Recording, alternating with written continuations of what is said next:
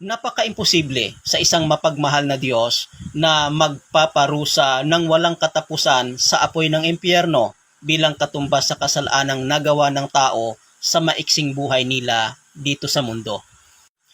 Marahil po mga kapatid ay ipinagtataka po ninyo kung bakit po may mga taong naniniwala na ang lahat maliligtas sa takdang panahon, na ang ibig sabihin lahat ng mga naliligaw na kaluluwa ay manunumbalik sa tamang relasyon nila sa Diyos.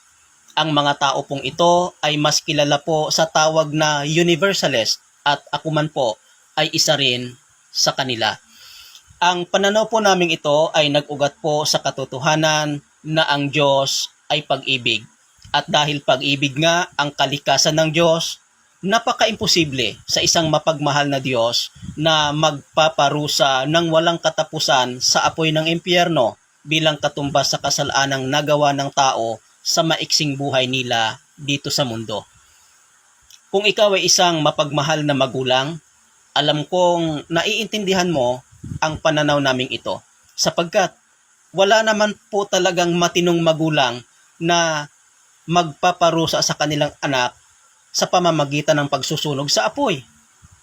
Ngayon, pag nilayan po natin ito mga kapatid, kung tayo ngang mga magulang ay hindi makakayang sunugin ang anak natin kapag sila nagkasala sa atin, paano pa kaya ang Diyos na sakdal sa pag-ibig? Hindi po ba?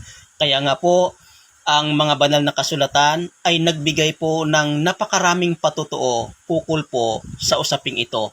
At ang isa nga po sa patutuong ito ay mababasa natin sa unang Timoteo 2:4 na nagsasabing, ibig ng Diyos na ang lahat ng mga tao maligtas.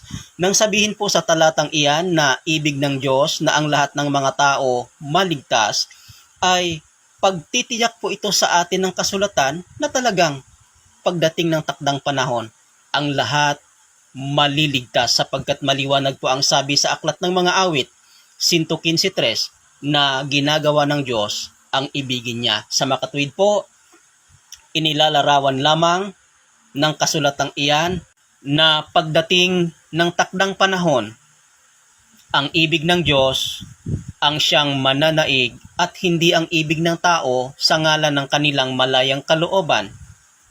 Sa maiksing salita po, nang sabihin sa atin sa banal na kasulatan na ibig ng Diyos na ang lahat ng mga tao maligtas, nais po lamang nitong itanim sa kamalayan ng bawat Kristiyano ang tatlong mahalagang mensahe ng katotohanan. Una, ayaw ng Diyos na may mapapahamak. Pangalawa, gagawin ng Diyos anuman ang naaayon sa kanyang kaligayahan. At pangatlo, walang imposible sa Diyos. Sa huli, ang aking masasabi ay ganito, ikinararangal ko po na ako man ay isa ring universalist. Mga kapatid, suriin po natin ang universalismo. God bless po.